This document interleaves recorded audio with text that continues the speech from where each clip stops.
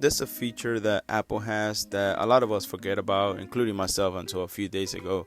And that feature is reader mode. With reader mode, we don't have to worry about all of these ads whenever we're reading an article, either on Safari or on your Facebook page. It's very easy to activate, and we just don't take advantage of that. Look at this. Look at this ad that just popped up right here. And all we have to do is just long press on the double A's down here, and now I have my article to be able to read it without any interruptions and any ads.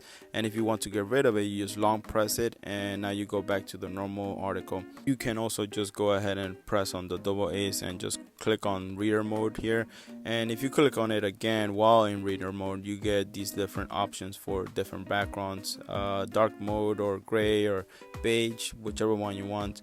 I like the gray one or the beige one. You also have some different font sizes and different font styles that you could choose from to be able to read your article in peace. I will really appreciate it if you could like and subscribe, and thank you very much for watching. Until next time.